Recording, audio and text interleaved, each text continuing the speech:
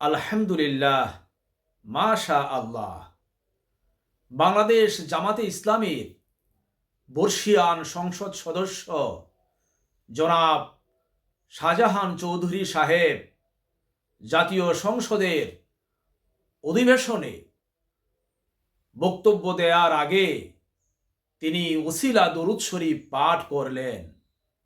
তার জবানে এই ওসিলা দরুদ শরীফ শুনে আমাদের অনেক ভালো লাগলো, কারণ আমরা তরিকত তাসাউফের অনুসারীরা এই ওসিলা দরুদ শরীফকে তরিকত তাসাউফের সবক বা ওজিফা হিসেবে পাঠ করে থাকি।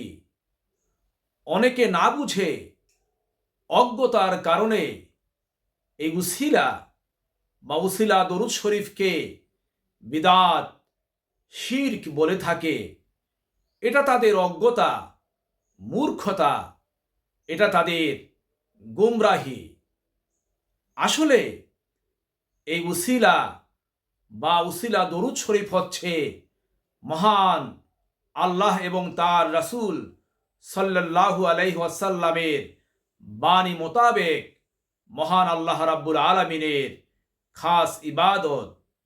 শুনুন, মাননীয় সংসদ সদস্য জনাব শাহজাহান চৌধুরীর মুখে এই উসিলা দরুদ শরীফ। পরবর্তী বক্তা জনাব শাহজাহান চৌধুরী, চট্টগ্রাম 15। আপনাকে আপনার হুইপ সময় দিয়েছে 10 মিনিট। আচ্ছা, ঠিক আছে। নাহমাদুহু ওয়া নুসাল্লি আলা রাসূলিল কারীম, আম্মা বাদ। আল্লাহুম্মা সাল্লি ওয়া সাল্লিম আলা নবিয়িনা মুহাম্মদ। আল্লাহুম্মা সাল্লি আলা সাইয়্যিদিনা মুহাম্মদ ওয়াসিলাতু ইলাইকা ওয়া আলিহি ওয়া সাল্লিম। আমরা তরিকত তাসাউফের অনুসারীরা উসিলা বা মাধ্যম মানি, সে সাথে আজকাল জ্ঞানীগুণী ব্যক্তিরা উসিলা মানতে শুরু করেছে। আলহামদুলিল্লাহ, এই উসিলা মানা কোনো মন গড়া বিষয় নয়। এই উসিলা মানা হচ্ছে মহান আল্লাহ রাব্বুল আলামিনের আদেশ মোতাবেক।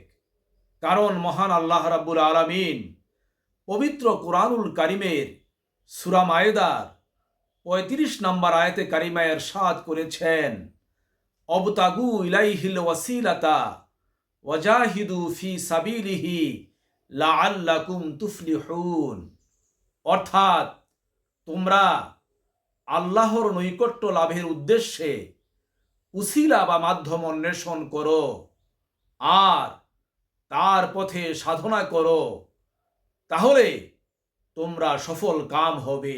মহান আল্লাহ রাব্বুল আলামিনের এই আয়াতে কারিমা অনুযায়ী আল্লাহর পথে সাধনা বা প্রচেষ্টা চালিয়ে যেতে হলে এবং আল্লাহর নৈকট্য লাভ করতে হলে উসিলার মাধ্যমেই লাভ করতে হবে। উসিলার মাধ্যমেই আমাদের সাধনা প্রচেষ্টা সফল হবে এবং আল্লাহর নৈকট্য লাভ করা যাবে। পবিত্র কুরআনুল কারীমের আলোচ্য এই আয়াতে কারিমার মাধ্যমে আমরা এটাই স্পষ্টভাবে অনুধাবন করতে পারি।